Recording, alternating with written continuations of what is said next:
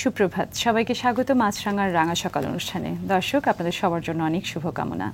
একটি কথা রয়েছে, পথ যদি জানা থাকে তবে তার আশেপাশের সব অলিগলিগুলো কিন্তু আমাদের একদম নখদর্পণে থাকে। আজ ঠিক পথের গল্প নয়, আজ আমরা এমনি একটি শিকড়ের গল্প বলবো, যে শিকড় থেকে শুধুমাত্র একজন ব্যক্তি নন, একটি পরিবার নন, আমাদের পুরো বাংলাদেশের সংস্কৃতি জগৎ পেয়েছে তাদের সমৃদ্ধতা, পেয়েছে তাদের প্রাপ্তিগুলো।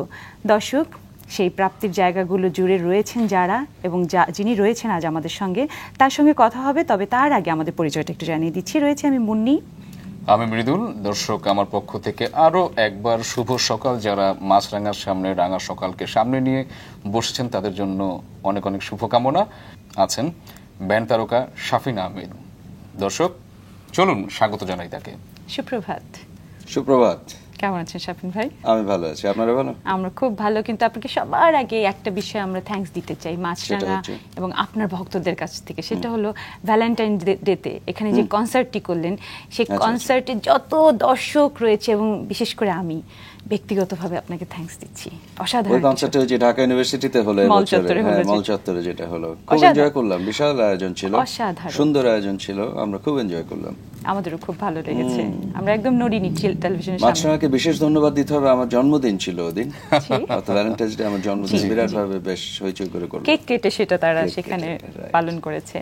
শাফিন ভাই, আপনার সঙ্গে আরো অনেক গল্প চলবে, এবং আপনি যখনই আসেন তখন আসলে আপনার গল্প নয়, একদিকে আপনি একটা ভিন্ন ধারা, আবার আরেক দিকে আমাদের শ্রদ্ধার জায়গা, যে জায়গাটি নিয়ে আমরা অহংকার করি, সেই জায়গাটিও আজ উঠে আসবে, যেটি হয়তো কখনো আপনার তেমন করে বলা হয় না। আমরা সেই প্রসঙ্গে আসবো। তার আগে আপনার কাজ সম্পর্কে আরেকবার দর্শকদের মনে করিয়ে দিতে চাই, ঠিক আছে? দর্শক, ব্যান্ড সঙ্গীতে শাফিন আহমেদ একজন অনুকরণীয় ব্যক্তিত্ব। দেশের শীর্ষস্থানীয় ব্যান্ড মাইলসের ভোকালিস্ট ও বেস গিটারিস্ট। দীর্ঘ 3 দশকেরও বেশি সময় ধরে এই ব্যান্ডের হয়ে গান করছেন তিনি। ব্যান্ডের শুরু থেকে সব অ্যালবামেই গান করেছেন তিনি। কণ্ঠশিল্পী, গিটারিস্ট ছাড়াও একজন গীতিকার, সুরকার এবং কম্পোজার হিসেবে পারদর্শিতার সঙ্গে কাজ করছেন শাফিন আহমেদ। আজ রাঙা সকালের এই প্রথম পর্বে আমরা পেয়েছি এই শিল্পীকে, এবং অনেক গল্প উঠে আসবে, আপনারাও থাকুন। শাফিন ভাই, প্রথমে যে কথাটি উঠে আসে সবসময়, যে আমরা শাফিন আহমেদকে দেখি দুর্দান্ত পারফরমেন্স। স্টেজে যখন আসেন তখন চারপাশে চুপচাপ বসে আছে। হ্যাঁ, চুপচাপ বসে আছেন। কিন্তু আমার আরেকটি বিষয় জানতে ইচ্ছে করে, যে এই শাফিন ভাইয়ের পেছনে বা সেই ইতিহাসের পেছনে যে শাফিন আহমেদ লুকিয়ে আছে, তার সম্পর্কে আজ জানতে চাই। স্যার বলুন।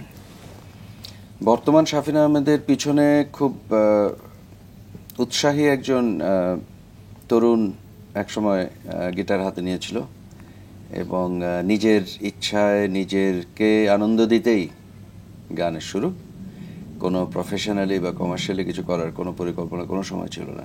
আচ্ছা। তো নিজের ইচ্ছা হচ্ছিল, যে ধরনের গানগুলি শুনতাম তখন সেগুলি করার ইচ্ছা হতো।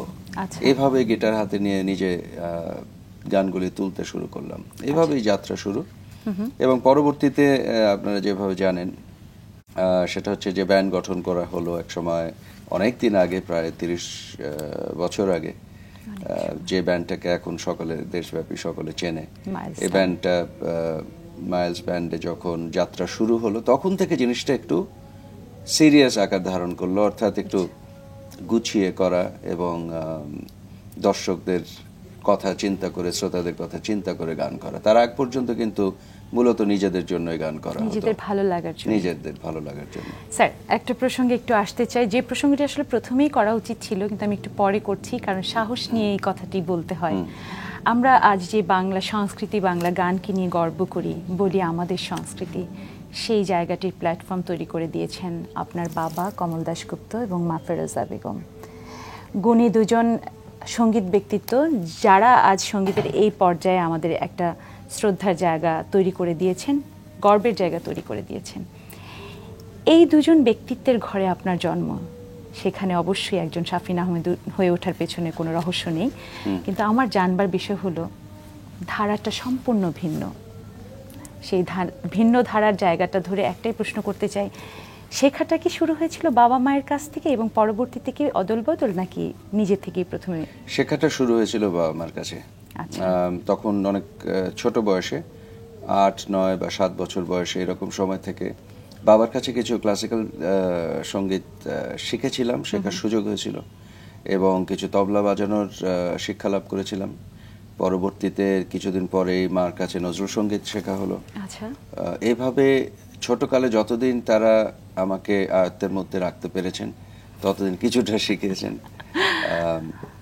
তবে সিরিয়াসলি না, ওভাবে না। মানে অতটা প্রাতিষ্ঠানিকভাবে না, অতটা রেগুলার না।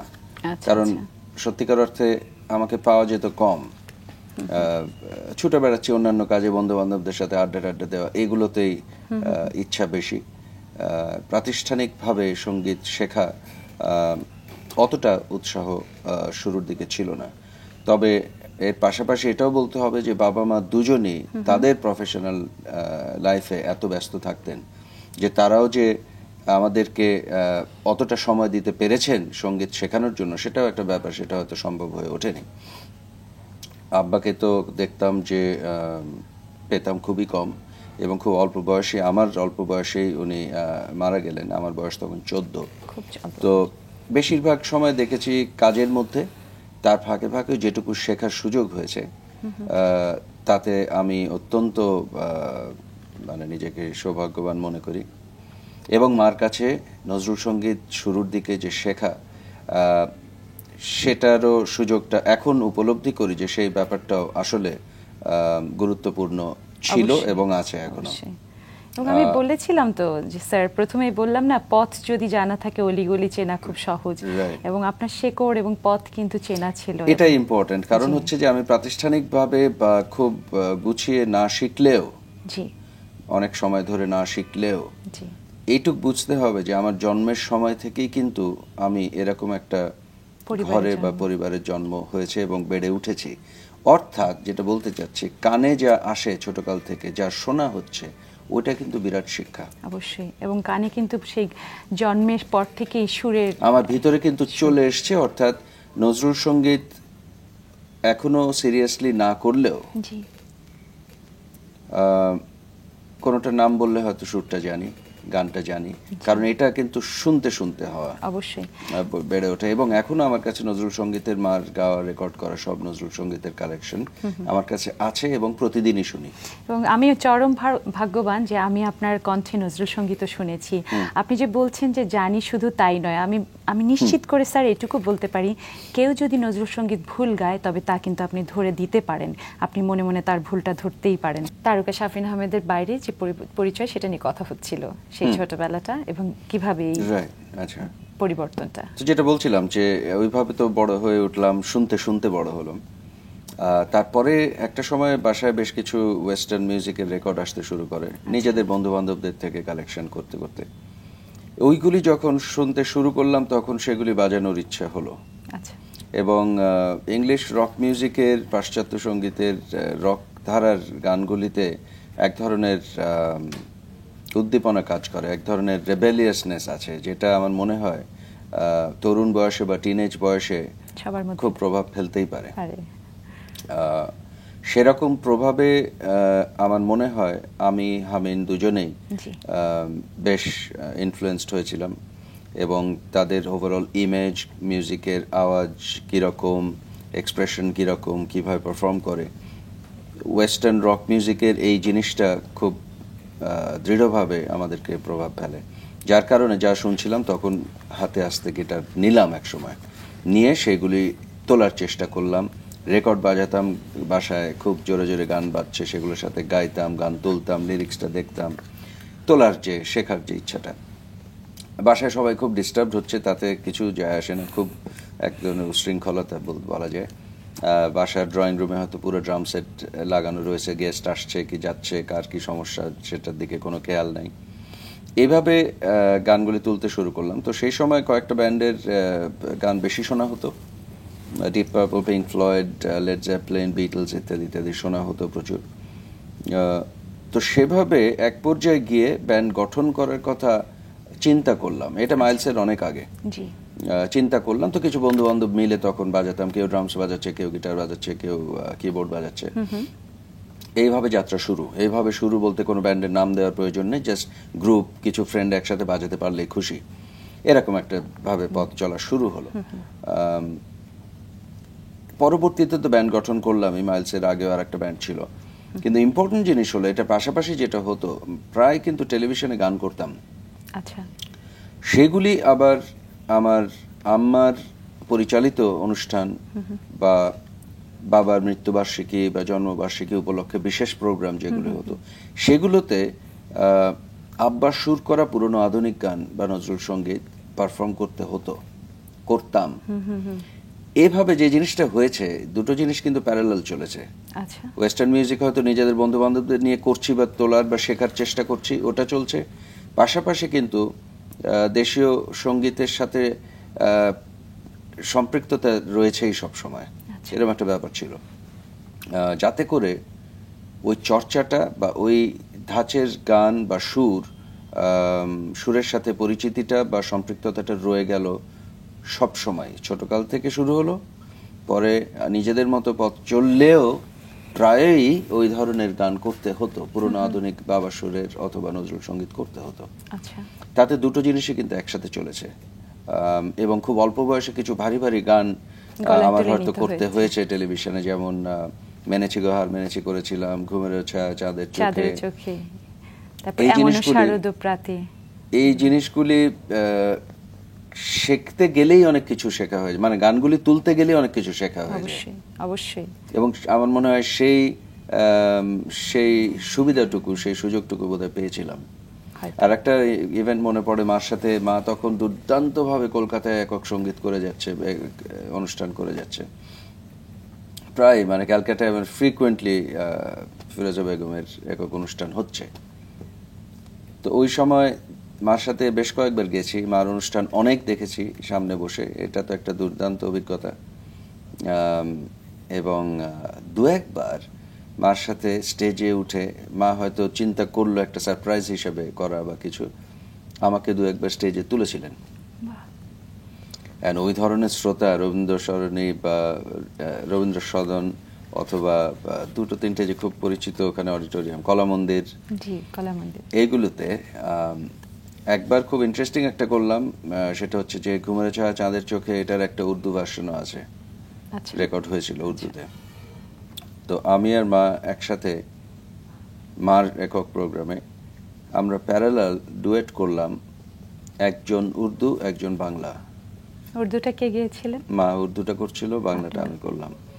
এটাতে দর্শক সত্যি বেশ, গানের তো আর কথা বলতে হবে না, কি ধরনের গান এটা, কত চমৎকার একটা গান এটা। এটা যখন আমি আর মা উর্দু এবং বাংলায় প্যারালাল ডুয়েট করলাম, এটা অসাধারণ একটা জিনিস হয়েছিল। এবং ওটার অভিজ্ঞতাটা আমার মনে আছে। আপনার বয়স ছিল কত তখন? আমি হব তখন 16-17। আমি কি আরেকটি প্রশ্ন করতে পারি? আপনি এই কথাটি আর কোথাও বলেছিলেন কখনো? মনে হয় না। চমৎকার। এবং আজকে আমার কাছে মনে হচ্ছে যে আমরা হয়তো সেই ক্ষণটি আমরা সামনাসামনি দেখিনি, কিন্তু আজ উপলব্ধি করতে পারছি যে প্রখ্যাত শিল্পী ফিরোজা বেগমের সাথে তার সন্তান শাফিন আহমেদ, ছোট্ট শাফিন আহমেদ গাইছেন, সেটা কি মাত্রা পেতে পারে। এবং দুই ভাষায় দুটি গান, চমৎকার একটা আইডিয়া ছিল। তারপরে গভীর নিশীথে ঘুম ভেঙে যায় নজরুল সঙ্গীত আব্বার সুরের, এটা করেছি কলকাতায় মার অনুষ্ঠানে এসে সারপ্রাইজ হিসেবে। তো মনে পড়ে যে ওখানকার পত্রপত্রিকা বা শ্রোতাদের রিয়াকশনটা কিরকম ছিল। একটা পত্রিকার হেডিং আমার মনে আছে যে এরকম ছিল যে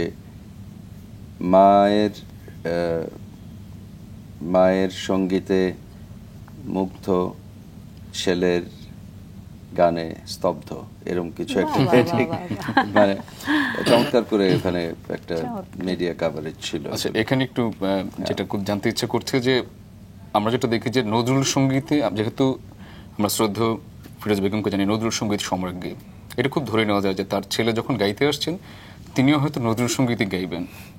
হ্যাঁ, মানে যেরকমটা ভেবে সাধারণ শ্রোতারা সেটা ভাবতেই পারে। হ্যাঁ, যখন আপনি পশ্চিমা সঙ্গীতের দিকে ঝুঁকেছেন বা চর্চা করছেন বা শুনছেন, হ্যাঁ, আত্মীকরণ করছেন, যখন এই প্রক্রিয়া চলে এসছেন, খুব জানতে ইচ্ছে করছে আপনার সঙ্গীতপ্রেমী পরিবার থেকে, পরিবারে সেটার প্রভাবটা কি ছিল বা ভূমিকাটা কি ছিল, যে আপনার ক্ষেত্রে আপনাকে কি নিষেধ করা হয়েছিল নাকি উৎসাহিত করা হয়েছিল? বা খুব ভালো প্রশ্ন, এটার উত্তর দিচ্ছি যে আমরা অবাক হয়েছি যে বাবা মা কেউই আমাদেরকে বাধা দেওয়ার কোনো সময় কোনো চেষ্টা করেননি, বাধা দেননি।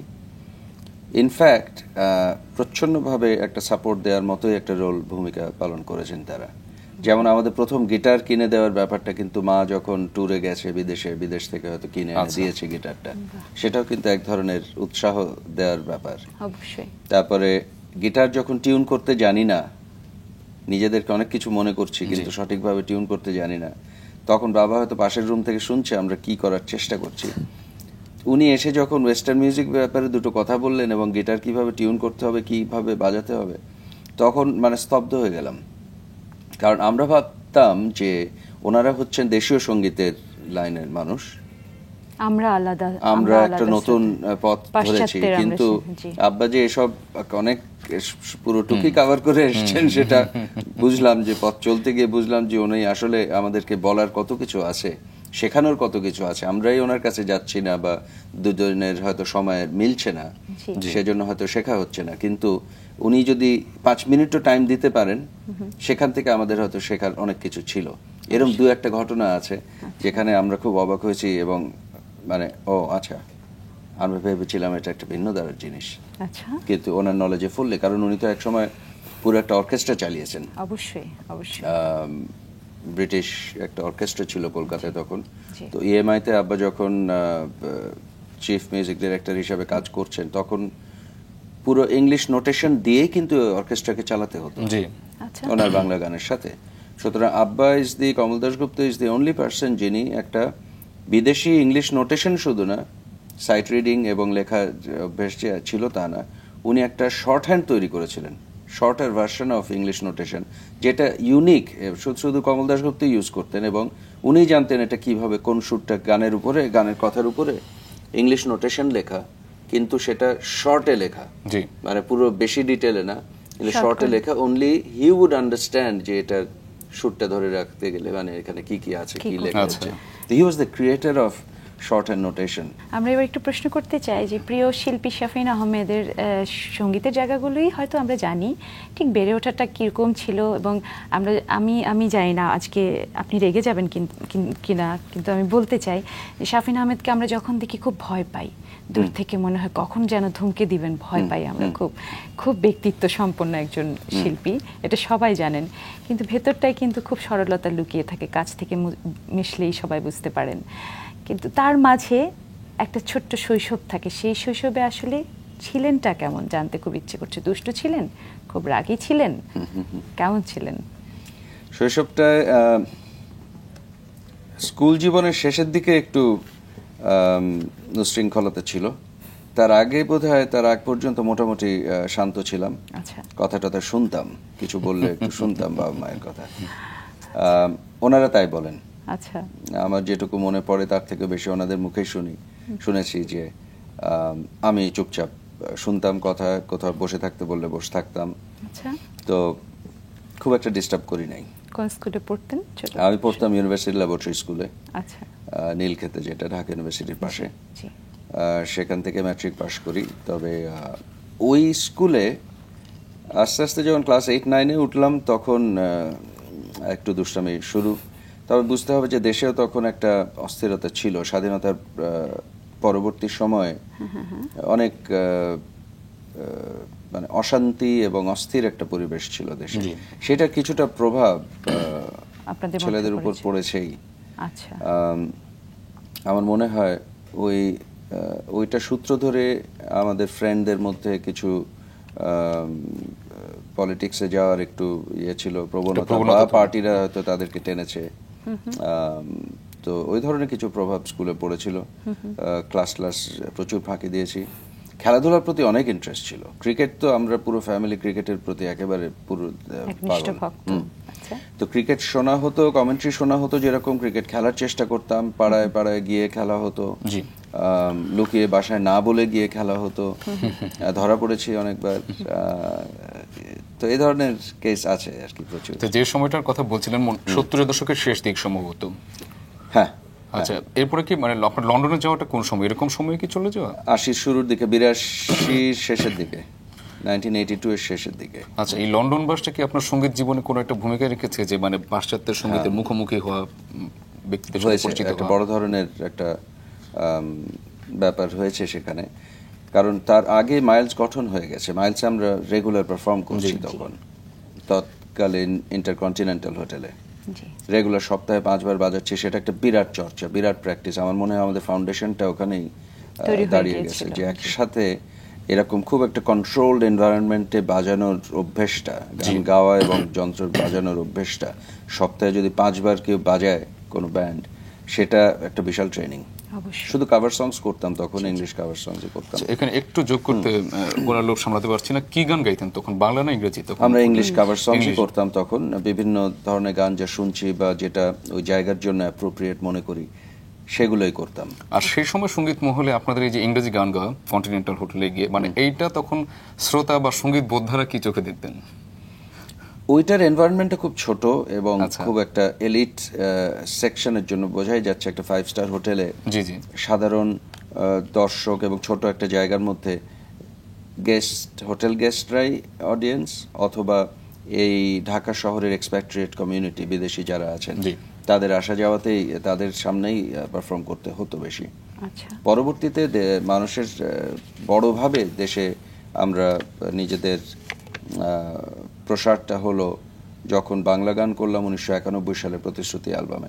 তার আগে আপনার ওই প্রশ্নের উত্তর দিই লন্ডনের ব্যাপারটা। লন্ডনের ব্যাপারটা জি তো মাইলস তো পথ চলছে, তখন রেগুলার বাজাচ্ছি, তখন আমি চলে গেলাম ইংল্যান্ডে, লন্ডনে পড়াশোনা করলাম, গ্র্যাজুয়েশন করলাম, মাস্টার্স করলাম। কিন্তু মিউজিক একটা বিরাট রোল প্লে করলো। আমি কিন্তু যখন গেছি তখন মনে হয়নি যে ওখানে আমি মিউজিক নিয়ে কোনো কাজ হবে এট অল। আমার মনে হয়েছে যে শুধু হয়তো পড়াশোনায় করব, করে ফেরত আসবো। ওখানে গিয়ে যেটা হলো, খুব বড় বড় বহু শিল্পীর সাথে সান্নিধ্যে আসলাম। আচ্ছা এবং আমরা সকলেই জানি যে লন্ডনে যেহেতু এই উপমহাদেশের একটা ইমিগ্রেন্ট কমিউনিটি আছে খুব বড় ধরনের, পাকিস্তান, ইন্ডিয়া, বাংলাদেশ থেকে, এই 3 দেশ থেকে প্রচুর লোক ইংল্যান্ডে থাকে, যার কারণে এই 3 দেশেরই খুব সিনিয়র আর্টিস্টরা খুব মানে সঙ্গীতের চর্চা বা কালচারের সংস্কৃতির চর্চাটা কিন্তু বিশাল লন্ডনে, আমাদের সাবকন্টিনেন্টের কালচারটা। এবং তাতে করে আমার অনেক বড় বড় আর্টিস্টদেরকে দেখার সুযোগ হয়েছে, কাছে আসার সুযোগ হয়েছে, এবং আলাপ করে কিছু জিনিস শেখা, ওই কাছে থাকলেই শেখা হয়, সেটা সুযোগ হয়েছে। আচ্ছা তাদের মধ্যে রয়েছিলেন, আমি যাদেরকে আমি গর্ববোধ করি যে এদের কনসার্ট আমি একেবারে সামনাসামনি একটা মেহফিল পরিবেশে তাদের অনুষ্ঠান দেখা, মানে বড় হলে দূর থেকে দেখা এক জিনিস, কিন্তু একটা ঘরোয়া পরিবেশে দেখা অনেক মজার ব্যাপার বড় বড় আর্টিস্টদেরকে। তো নাজাকাত আলী খান মনে আছে, সম্পূর্ণ খেয়ালের একেবারে দুর্দান্ত পারফর্মার। গোলাম আলী খান গাজেলে, অনেক অনেক অনেক। সাবরি কাওয়ালিতে সাবরি ব্রাদার্স এর সাথে বেশ ওঠা বসা হতো, বিশেষ করে মকবুল সাবরি খুব ভালো ফ্রেন্ড ছিলেন আমার। হরিহরন আসতেন, প্রচুর কনসার্ট দেখেছি হরিহরনের, আমার বাসায় যাওয়া আসা হয়েছে, একসাথে প্রচুর সময় কাটিয়েছি। তো এদের সান্নিধ্যে অনেক কিছু শেখা হয়েছে। আর পাশাপাশি ওয়েস্টার্ন ব্যান্ডগুলি প্রচুর দেখেছি কনসার্ট, মানে বড় বড় ব্যান্ড যাদেরকে দেখার জন্য যে কেউ, মানে বাংলাদেশের অনেক ছেলে পেলে অনেক কিছু করতে রাজি আছে, ওরম ব্যান্ডদেরকে আমার প্রতিনিয়ত দেখা হয়েছে আর কি। এবার প্রশ্নটা যেটা করতে চাচ্ছি, সেই যে প্রতিশ্রুতি অ্যালবামের কথা বলছিলেন শুরুর দিকে, একদম সর্বপ্রথম না সঙ্গীত শিল্পী, এটা একটু চিন্তা করতে হবে। আমরা শাফিন আহমেদকে কিন্তু বলতে পারি একদম শিল্পী, একজন তারকা, একজন ব্যান্ডের একজন, যদি বলি যে পথিকৃৎ, তাও বলা চলে।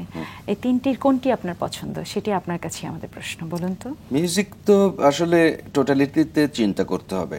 এটা শুধু ব্যান্ড নিয়ে যদি চর্চা করতাম বা কাজ করতাম, তাহলে একটা বলা যেত যে ব্যান্ডের স্টার। কিন্তু আমার পথ চলাটা এতক্ষণ যে গল্প করছিলাম, তাতে দেখা যাচ্ছে যে অনেক কিছু মিলিয়ে পথ চলা। যেরকম ইংরেজি গানের কভার করি এবং ইংলিশ গানের যে কালেকশন আমার কাছে আছে নিজের করার অভ্যেস, সেটা ছোটকাল থেকে। নজরুল সঙ্গীত, পুরনো আধুনিক গান, ব্যান্ডের পুরো একটা ধারার তৈরি করার পিছনে পায়োনিয়ারিং একটা রোল প্লে করলাম। বাংলার রক আজকে যে এরকম একটা বড় আকার ধারণ করেছে, একটা পুরো একটা নতুন ধারার সঙ্গীত দাঁড়িয়ে গেল বাংলাদেশে। এগুলোর পিছনেও যে অবদান, তাহলে সবকিছু চিন্তা করলে আমার মনে হয় একজন শিল্পী পরিধিটা একটু বড়। অবশ্যই। এবং আমি আরেকটি বিষয় আপনার সঙ্গে জুড়ে দিতে চাই স্যার, সেটা হলো যে আমরা গুণীজনরা ইদানিং বলেন যে আকাশে যত তারা, তার মানে পৃথিবীর বুকে যত তারা, তা আকাশের তারাকেও হার মানিয়েছে। তো আমরা সেই তারার সঙ্গে আপনাকে নাই বা মিলাই, আমাদের কাছে আপনি প্রিয় একজন শিল্পী হয়ে থাকেন। আচ্ছা, তারকা বাদ দিয়ে আমরা সঙ্গীত শিল্পী শাফিন আহমেদের কাছে, আমি টিচার ছিলাম আসলে, যাই হোক মাঝখান থেকে অনেক কথা শোনা হয়ে গেল। সঙ্গীত শিল্পী শাফিন আহমেদের কাছে আমাদের এবার জিজ্ঞাসা, সেই প্রতিশ্রুতি অ্যালবাম, বাংলা অ্যালবাম, যেটি আপনি ফিরে আসার পরে হলো, মানে কিরকম সাড়া পেলেন বা দর্শকরা কিভাবে গ্রহণ করলেন? আমি যখন লন্ডন থেকে ফেরত আসি তখন 90 সালের শেষের দিকে, 91 সালে প্রতিশ্রুতি অ্যালবামটা বের হয়। ফিরে এসে দেখলাম যে দেশের পরিবেশ, অডিও ইন্ডাস্ট্রির যে পরিবেশ, মিউজিকের যে পরিবেশ, তাতে ব্যান্ডের থেকে বাংলা গান তখন মানুষ আশা করছে। ফিল্ডটা দাঁড়িয়ে গেছে, পরিবেশটা ওরকম হয়ে গেছে, এক্সপেকটেশন একটা রয়েছে। সেই এক্সপেকটেশনের সূত্র ধরে আমাদের ভক্ত শ্রোতাদের তাদের যে চাওয়া পাওয়া, সেসব কথা চিন্তা করে মাইলস সিদ্ধান্ত নিল যে বাংলা গান করব। বুঝতে হবে যে মাইলসের পথ চলার শুরুটায় কোনো কমার্শিয়াল চিন্তা ভাবনা কিন্তু একেবারেই ছিল না। আমাদের নিজেদের আনন্দের জন্যই বাজাতাম, একটা জায়গার দরকার ছিল বলে ইন্টারকন্টিনেন্টালে বাজানো হতো। আচ্ছা, এর বাইরে আর কিছু করব, বড় কিছু ওই যে তারকা ধরনের কথাবার্তা, ওগুলি আসলে কোনো সময় মাথায় ছিলই না, প্রয়োজনও পড়েনি। এবং মিডিয়াতে যাওয়া, ফেম অর্জন করতে হবে, এইসব বিষয়ে কাজ করতো না। তো বাংলা গান করতে হবে, এটা আমাদের আশপাশে সকলের একটা এক্সপেকটেশন ছিল। সেই সূত্র ধরেই প্রতিশ্রুতি অ্যালবামটার কাজে হাত দিলাম। এবং আমরা কি ধরনের, আমরা বলতে এখানে মাইলসে আমি, হামিন, মানাম, আমরা তিনজনের সমন্বয়ে, এই তিনজনের সমন্বয়ে কি ধরনের বাংলা গান হতে পারে সে ব্যাপারে আমাদের মধ্যে কোনো সংশয় বা দ্বিধা ছিল না। আচ্ছা, কারণ আমাদের ওইটুকু কনফিডেন্স নিজেদের উপর অবশ্যই ছিল, কারণ মানবও একজন চমৎকার সুরকার এবং সেও একটা মিউজিক ফ্যামিলি থেকে এসছে। বিধায় এই তিনজনের কম্বিনেশনে কি হতে পারে সেটা কিছুটা পরিচয় প্রথম অ্যালবামে পাওয়া গেল, প্রতিশ্রুতি অ্যালবামে। সেখানে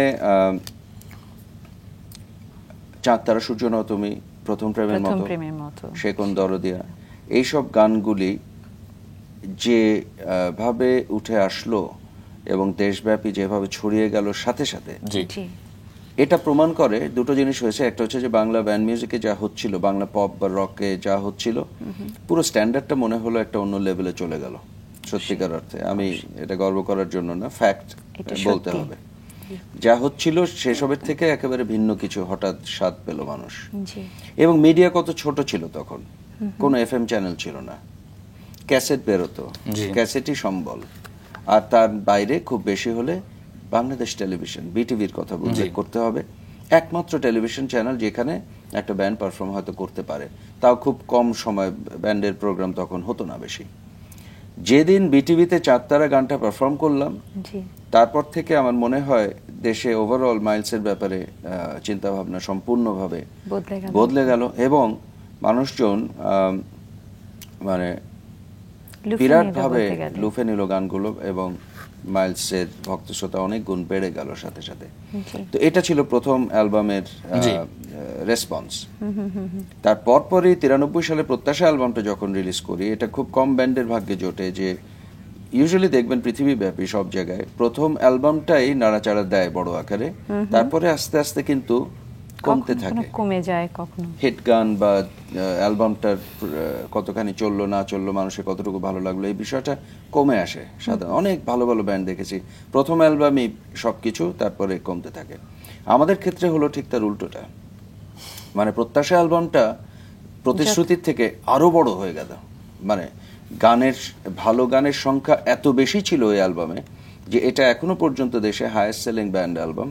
এবং সত্যিকার অর্থে এদেশে যদি কোনো চার্ট সিস্টেম থাকতো, শুধু ওই অ্যালবাম থেকে সম্ভবত আমার ধারণা মতে অ্যাবাউট 7টা নাম্বার 1 সিঙ্গল হয়তো ওখান থেকেই বেরোতো। অবশ্যই, কারণ কথাটা আমি কয়েকটা গানের নাম বলি, এটা দর্শক শ্রোতারাও জানে, আপনারাও জানবেন। একটা অ্যালবামে এতগুলো গান, ভালো গান পেলে এর যে কোনো একটা দিয়ে একটা ব্যান্ড দাঁড়িয়ে যেতে পারে। ফিরিয়ে দাও আমার প্রেম, দেখি দেখি, কতকাল খুঁজবো তোমায়, জাদু, নীলা, হৃদয়হীনা, স্বপ্নভঙ্গ, একটার চেয়ে একটা অ্যালবামে। তাতে হলো কি, প্রত্যাশা অ্যালবামটা প্রতিশ্রুতিকে ছাড়িয়ে আরো বড় আকার ধারণ করলো, মানে মানুষের নেয়ার মানে এটা অসীম হয়ে গেল ব্যাপারটা তখন। সেটা বলছেন দর্শকদের মানে শ্রোতাদের প্রত্যাশা প্রতিশ্রুতিকেও ছাপিয়ে গেছে। এক্স্যাক্টলি, এবং সেই জন্য প্রত্যাশা নামকরণ। স্যার, একটা এই প্রত্যাশা নামকরণ, প্রতিশ্রুতি, প্রতীক্ষা, এই নামগুলো যখন সবসময় আপনার অ্যালবামের গায়ে দেখি তখন আমাদের প্রয়ের প্রতি কিন্তু একটা কৌতূহল জেগেই যায়।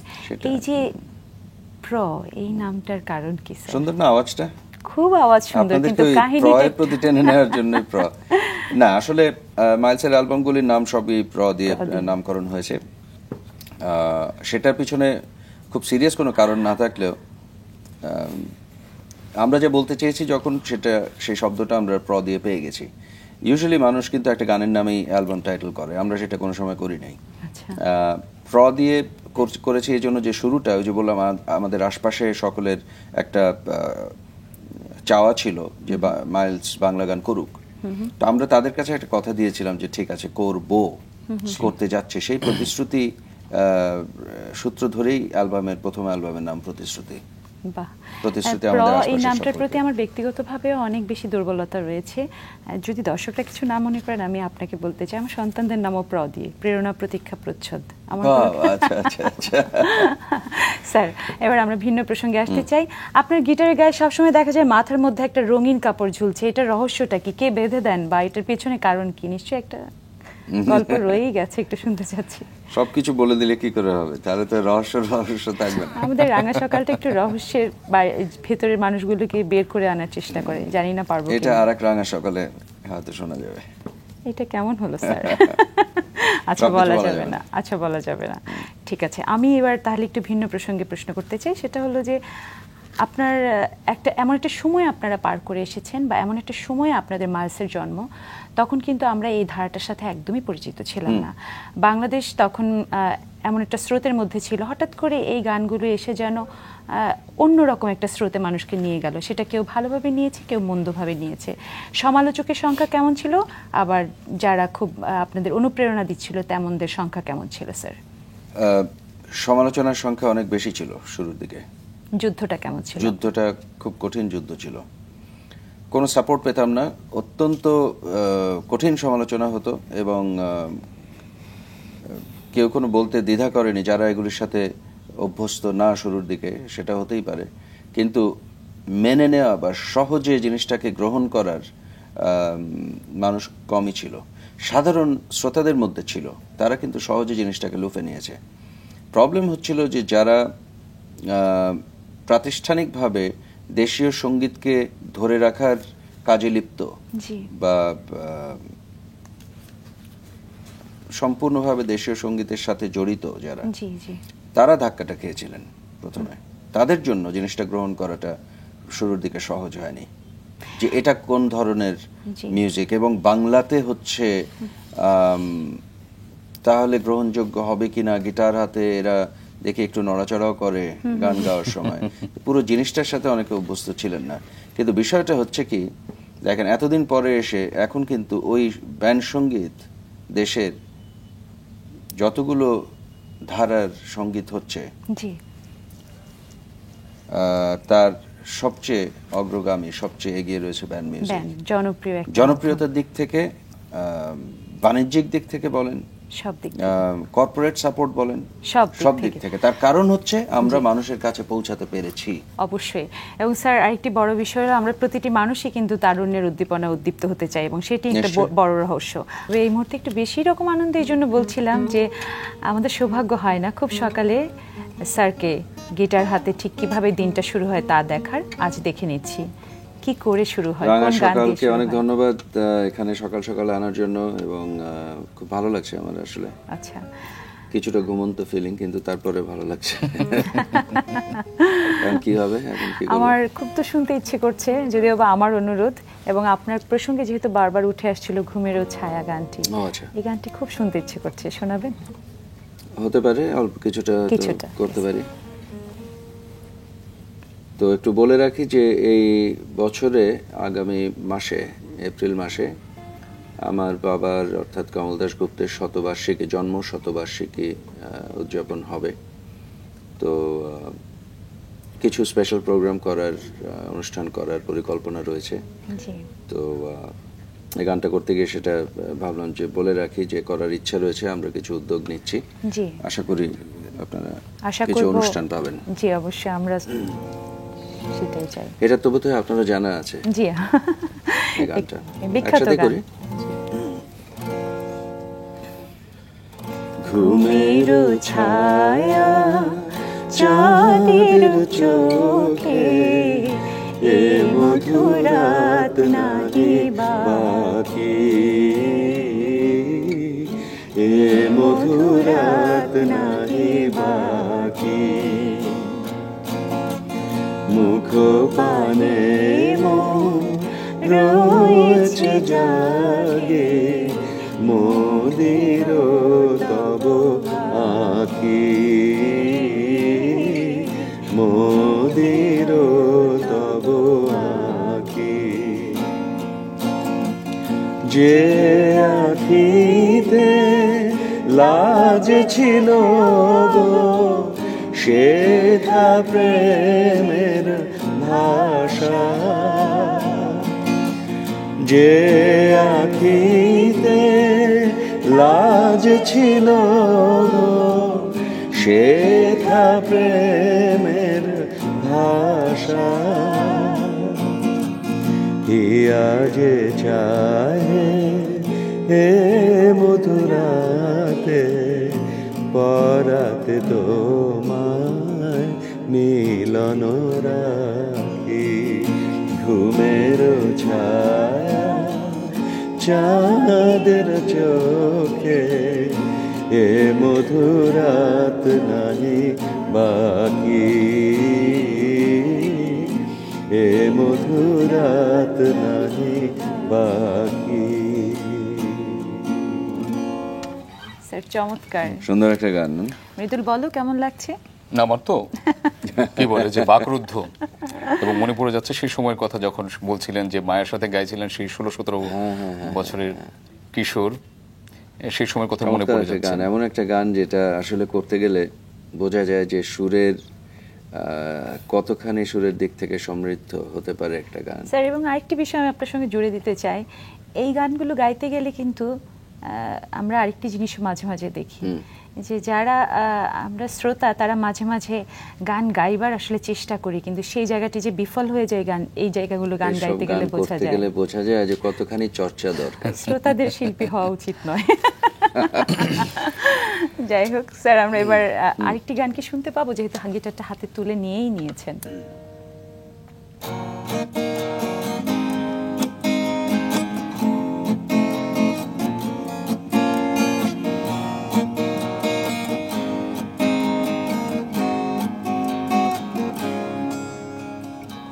প্রথম প্রেমের মতো প্রথম কবিতায় সে বলে, হাত ধরে নিয়ে চলো অনেক দূরের দেশে। প্রথম প্রেমের মতো প্রথম কবিতায় সে বলে, হাত ধরে নিয়ে চলো অনেক দূরের দেশে, দেশে। থ্যাংক ইউ স্যার, ধন্যবাদ। আচ্ছা, আমার এই গানটি লিখেছিলেন কে? এই গানটা লিখেছিলেন ফেরদৌস নাহার। উনি একজন কবি, উনি মূলত কবিতা লিখতেন, এবং আমার সৌভাগ্য হয়েছিল ওনার কিছু লেখা আমি পেয়েছিলাম আমি যখন প্রতিশ্রুতি অ্যালবামের কাজ শুরু করলাম 1991 সালে। তো ওখান থেকে আমি বেশ কিছু গান বেছে নিয়েছিলাম। ওনার লেখাটা অনেক অন্যরকম লাগছিল, খুবই রিচ, এবং ওনার লেখা কিন্তু আরো অনেক গান রয়েছে আমার করা। শেখন দরদিয়া ওনার লেখা, প্রথম প্রেমের মতো ওনার লেখা, পাতা ঝরে যায়, তারপরে আরো বেশ কয়েকটা আমি করেছি ওনার লেখা। চমৎকার লিখতেন। স্যার, কেন জিজ্ঞেস করলাম, কারণ একটি প্রশ্ন সবসময় আমাদের যারা সাধারণ শ্রোতা আপনাদের গান ভালোবাসি তাদের সবসময় জানতে ইচ্ছে করে, যখন দেখি যে ব্যান্ডের গানগুলোর মধ্যে আমরা কথাগুলো স্পষ্ট শুনতে পাই না, তখন তো বাদই গেল, কিন্তু যে গানগুলো একদম মনের ভেতরে ঢুকে যায়, এমনি সব কথার গান, আপনার অ্যালবামে যে জায়গাটি আমরা সবসময় বলি যে আপনি এই ব্যাপারে ভীষণ সচেতন, গানের কথার ব্যাপারে আপনি আপনি ভীষণ গানের সচেতন। কথা পরিষ্কারভাবে বেরোতে হবে, অর্থাৎ উচ্চারণের ব্যাপারে আমি অত্যন্ত সচেতন। এবং আমরা মাইলসে যে কাজটা সবসময় করেছি বা আমার কম্পোজিশনে যে জিনিসটা গুরুত্ব পায় সেটা হচ্ছে মেলোডি। আমরা ব্যান্ডের ধারায় গান করি আর যেভাবেই করি না কেন, আমাদের গানগুলো কিন্তু যে কোনো পরিবেশে যে কোনোভাবে বসে করা যাবে। এবং সুরের দিক থেকে আমরা সবসময় একটু সমৃদ্ধ রাখার চেষ্টা করি, কথার ব্যাপারে একটু সচেতন। সচেতনতার ব্যাপারে একটি জায়গা চলে আসে যে একটা জিনিস একদম প্রথম থেকে শেষ পর্যন্ত আজ অব্দি লক্ষ্য করা গেছে, সেটা হচ্ছে আপনারা যখনই গাইতে এসেছেন, স্টেজে এসেছেন, পারফরমেন্সের দিক থেকে খুব নিপাট, সুচারু এবং নিখাতভাবে, যে মানে প্রেজেন্টেশন, টোটাল প্রেজেন্টেশন বলতে যা বোঝায়, মানে এই ব্যাপারে কি আপনারা খুব সচেতন থাকেন যে আগে থেকে অনেক প্রস্তুতি নেওয়া, সাউন্ডের ব্যাপারে, লাইটিং এর ব্যাপারে, কোথায় দাঁড়াবেন? দেখেন, আমরা বলি কি না বলি, সঙ্গীত যে ধরনের বিষয়ই হোক না কেন, মূলত কিন্তু এটা একটা বিনোদন মাধ্যম। এবং আজকালকার দিনে টেলিভিশনে আসতেই হবে, স্টেজ শো করতেই হবে, সুতরাং সেখানে কিন্তু ওই দেখার বিষয়টা আসলেও উঠে আসে। স্টেজে যখন উঠছি তখন মানুষ তো দেখছে, তাই না? সেই দেখার মধ্যেও যদি সে একটা আনন্দ পায়, একটা ভালো লাগার ব্যাপার থাকে, তাহলে তো একটা জিনিস যোগ হলো, একটা মাত্রা যোগ হলো, তাই না? একটা পুরোটাই একটা প্যাকেজ। এক্স্যাক্টলি। তার সাথে মিউজিকটা যদি ভালো চলতেই থাকে, জি, তাহলে তো সবই পেয়ে গেল।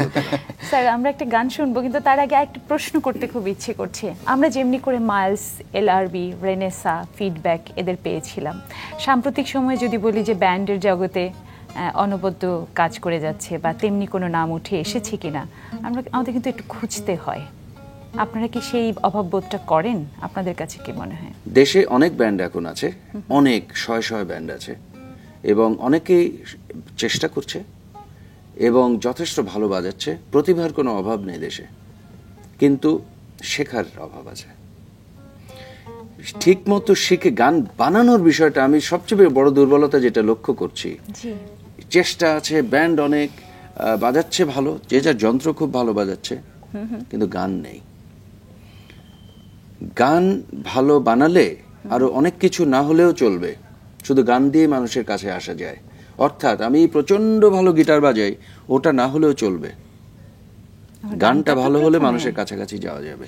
আমাদের ক্ষেত্রে যেটা হয়েছে, গানগুলি সমৃদ্ধ হওয়ার কারণে আমাদের তো এত এফএম চ্যানেলও লাগে নাই, এত টিভি চ্যানেলও প্রয়োজন হয় নাই। তাহলে মাইলস মানুষের কাছাকাছি গেল কিভাবে? তখন একটু চিন্তা করে দেখেন, 91, 93, 96 এসব সময় যে অ্যালবামগুলি বের করেছি, কিভাবে মানুষের কাছাকাছি পৌঁছালাম? শুধু গানের জোরে, শুধু গানের জোরে, আর তো কিছু না, কোনো মিডিয়ার জোরে না, কখনো না। আমরা কোনোদিন মিডিয়ার সাপোর্ট নেই নাই নিজেদেরকে এস্টাবলিশ করতে।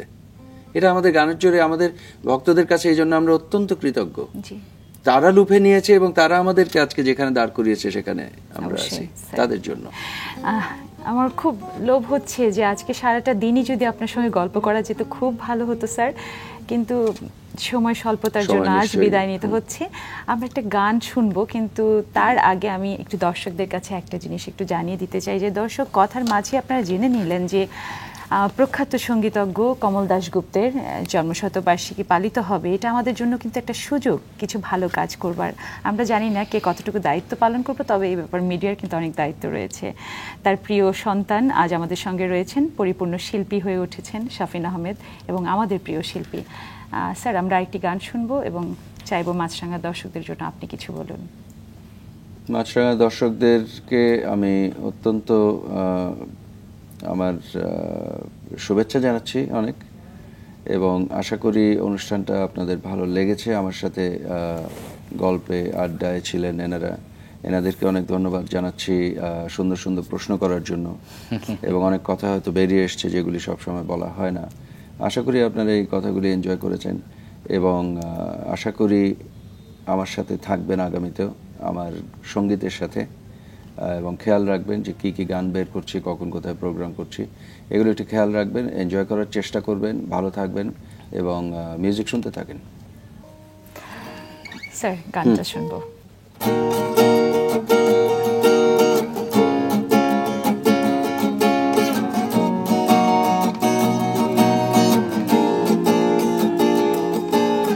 মোহিনী করেছ আমায় খেয়ালি, জোছনা রাতে জাগে অস্থিরতা, কখনো বিষণ্ণ মন করিনি হে আমি, দেখে তোমায় নতুন রূপে নীরবতা। জানতে চেয়েছ কেন ভালোবাসি তোমায়, জানি না কিভাবে শুরু করব যে কোথায়, কোন আবেগেই যেন পারি না বোঝাতে, কোন উপমায় যেন পারি না বোঝাতে, প্রেমের অবাক দুটি হৃদয় ছোঁয়াদা, আমার গভীর অনুভূতি, আমার অনুরাগ। আসলেই কোনো আবেগে কোনো উপমায় বোঝানো সম্ভব না যে কত চমৎকার সময় আমরা কাটিয়েছি আজকের এই রাঙা সকালে আমাদের প্রিয় সঙ্গীত শিল্পী শাফিন আহমেদের সঙ্গে। দর্শক, আমরা বিদায় নিচ্ছি তার কাছ থেকে, কিন্তু সুরের মূর্ছনা কাজ করছে হৃদয়ে, করছে মাথার ভেতরে।